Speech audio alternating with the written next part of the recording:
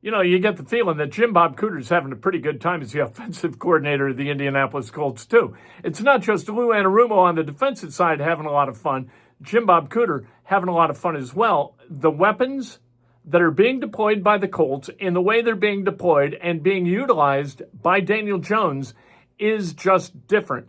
And I think that difference breeds confidence and breeds more effort from the guys who are on the field. So Jonathan Taylor's just running the ball really, really hard. Michael Pittman Jr. is playing really, really well. Alec Pierce is playing really well. Tyler Warren, that entire offensive line, like that offense is really humming. Every part of that offense working in concert with every other part of the offense that's yielded maybe the NFL's best offense through 3 weeks. When you look at what Daniel Jones has meant to this team, I was asking some of the players and some of the coaches, how obsessive is he? Can you give us any examples of how it is? Because JT was saying I could be in the lunch line or breakfast line. He's talking to me about something. Shane was like, yeah, we're probably going to get a text, every now and then when we're after hours. So for you, what is it like as the offensive coordinator, just making sure that this guy is ready for game days? Yeah, as we're putting the plan together as a coaching staff, we sort of have our set of meetings and our weekly schedule that we go through. Then we produce all the information and try to get it out to the players. Daniel's usually not too far away. You can usually find him in the building. If he's not in the building, you can get a hold of him pretty quick. So as soon as we're getting maybe pass plays drawn up or just ideas on the call sheet. He's able to digest them and sometimes has input, sometimes has ideas on how to improve them or how maybe they could fit our guys better or something just he's a little more comfortable with or would like better this week. So he's been great at communicating with us as a coaching staff really throughout the week, right? So this time of the week, for an upcoming opponent, we're putting together different parts of the game plan, but all week – we're practicing plays, we're walk-throughing plays, we're watching the tape. There's a lot of opportunities to take a play and make it a little bit better or refine it or, change a detail here or there. And sometimes those have a big outcome in the game, and it's just a very small detail. And Daniel has a great perspective on that, and you love when your quarterback has that perspective and has that interest in putting himself and his teammates in the best possible chance to have success. So Daniel's been great working through all that stuff, and sure he'll keep doing it, doing a good job right now. So, JJ. Jim Bob, it's probably impossible to have a game where you don't give up any pressures. But for Daniel, his ability to avoid sacks on those plays, just what does that do for the offense to avoid those kind of negative drive-killing plays? Yeah, you're right. I mean, in this league, the defensive line, the defensive pass rush is so valuable to NFL defenses, and something we spend a lot of time offensively thinking about how best to protect, and our guys up front take such great pride in it. But gosh, these defensive linemen are something else in this league. You're going to have a little bit from time to time. We just talked about some of the scheme stuff. We love drawing all these plays up as coaches, but every now and then it is not open, man. We drew up a play and they played a better coverage than our play, and we just don't have much for the quarterback.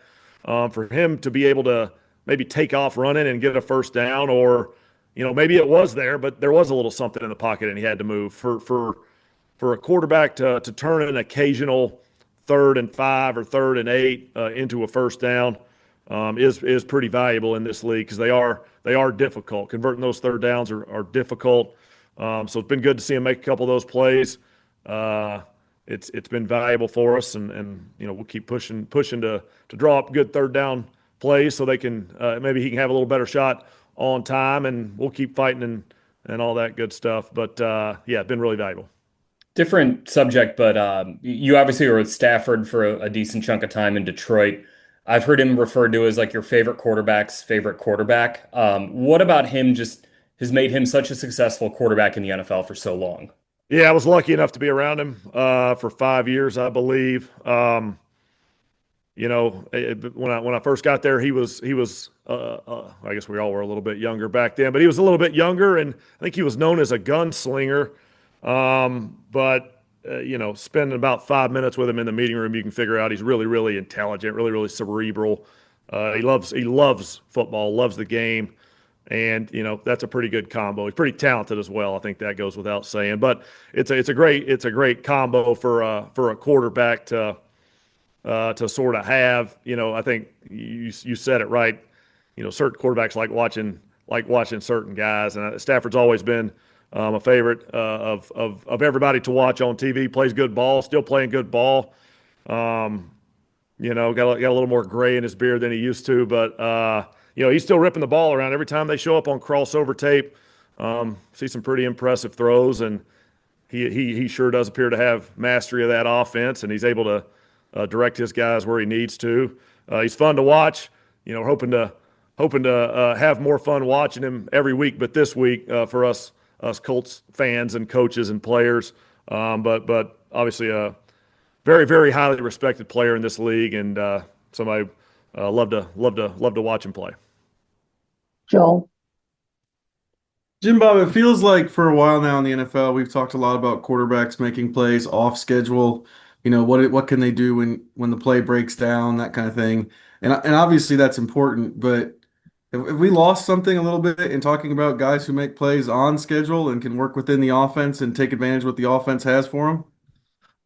Ideally, perfect world, you'd love to do both. That would be the ideal. I think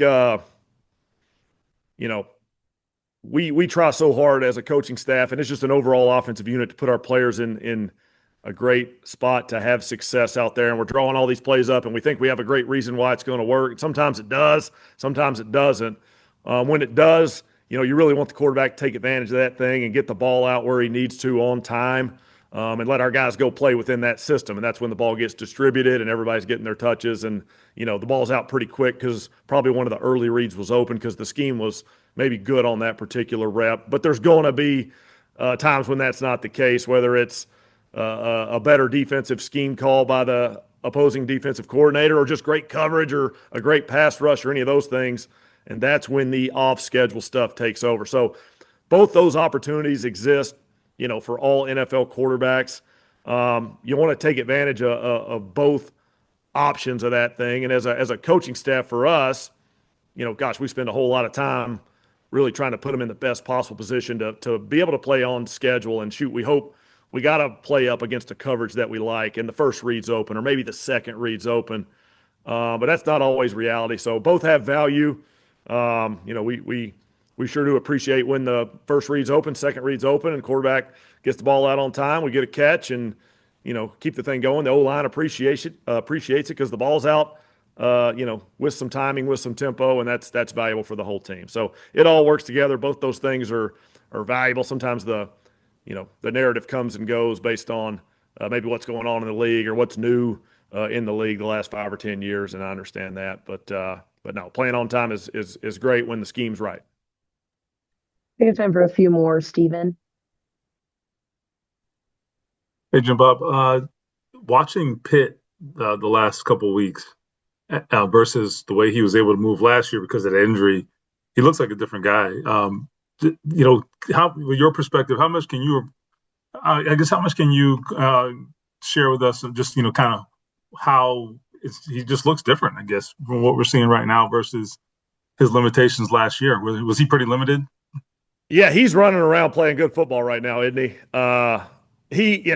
I'll leave any details of his last year. We talked about it a bunch. Pitt's so tough and gutty. He's not going to talk about all that stuff too much. But yeah, he fights through stuff, and a lot of our guys fight through a ton of stuff. But Pitt has fought through different things in his career, and I think right now he's out there running around playing good ball and getting the ball in his hands. And quite frankly, I don't know if it's been celebrated enough. I hadn't read enough of the articles or whatever. But Pitt is blocking his tail off. I mean, there's a lot of safeties down in the run game, and here comes number 11 to block them. That's really valuable for us. He's out there playing fast. He's having fun. He's playing tough football, catching everything in sight.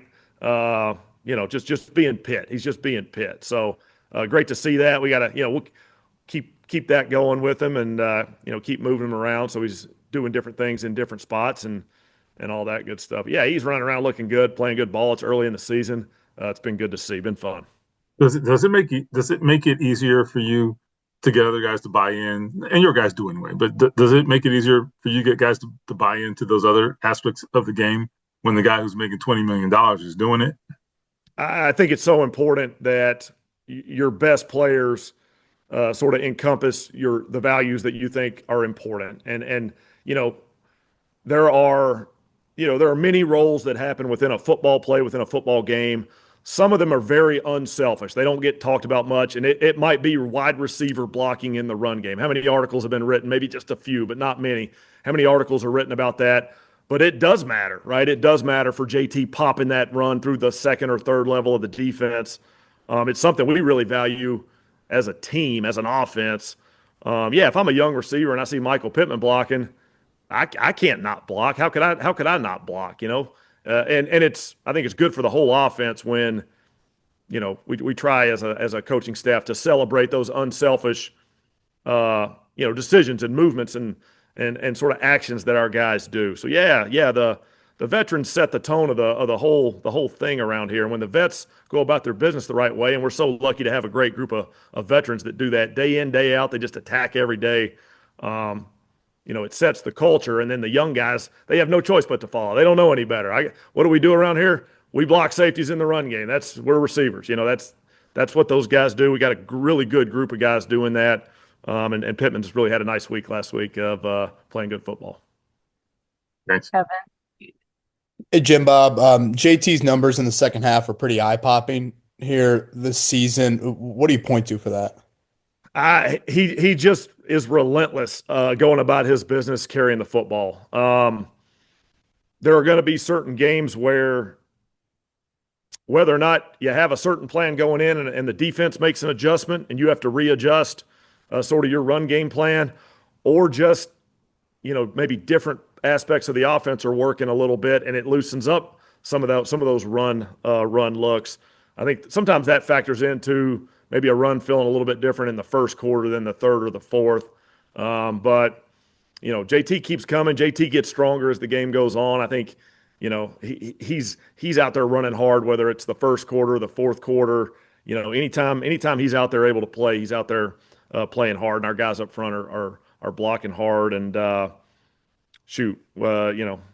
it's first half or second half, look to keep giving him those opportunities. And he's certainly made the most of them. Been fun to watch him run and hit a couple of those things, and make some of those moves in space and be able to celebrate some touchdowns. And then depending on obviously Alex's status for the week, you might need more from AD. I know the snaps haven't been maybe a huge number for him, but you guys have targeted him a good amount when he's on the field. What have you liked from him so far?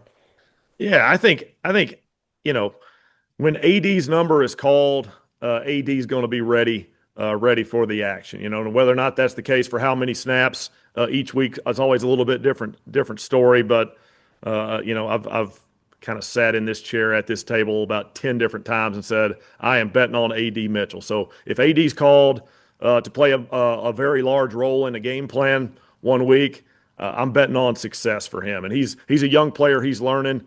It's probably not going to be a perfect game. We'll have some plus grades and some minus grades on our coaching sheet, but AD's really coming along as a young receiver. We're excited about him. Look for him to attack his role each week and try to make the most of it. And if the role is bigger, then make the most of a bigger role. If the role is smaller, make the most of what your role is. That's what we all got to do on this offense, on this team, to be a part of a good Colts team. So AD's going about his business the right way.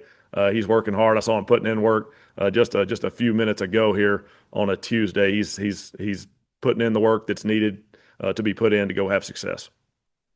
And Chuck, you'll have our last question. Yeah, KB kind of got mine, but I guess the thing is, in year two, is he better equipped for a heavier role, whatever that is, just because it's year two and he's been through whatever he's been through? Yeah, I think rookie going to second year is a big sort of career jump for a lot of players, especially in the receiver room. History has proven out that a lot of times guys will really make a jump after that first year. Sometimes it's a comfort level thing. Sometimes it's just offensively sort of figuring out how they fit into the offense, or maybe it's just us offensive coaches figuring out how best to utilize these guys and put them in position to have success. I think he's he's learned a lot over his first year and a half in the NFL. Like I said, I think the future's bright for him. He's got to go put in the work and go earn that bright future, go earn that success. But I see him doing it. I see him working the right way. I think year two shaping up to be a good one for him. But there'll be some opportunities for him out there. We'll look forward to watching him go try to take advantage of them. The Jim Bob Cooter having a good time talking about Michael Pittman Jr. and really interesting what he had to say about A.D. Mitchell, too. If Alec Pierce can't go this week, A.D. Mitchell and Ashton Dulin are going to be asked to do a little bit more than they've been doing. And that doesn't mean just catching a football and running with it. It means blocking. How much time did Jim Bob Cooter today talk about wide receivers blocking? It's about all 11 doing what they're supposed to do every single play. And if you have that level of discipline with the level of quality these guys present as weapons and as linemen, as quarterbacks, you know what? You got something special potentially. We'll see how that works against the Rams.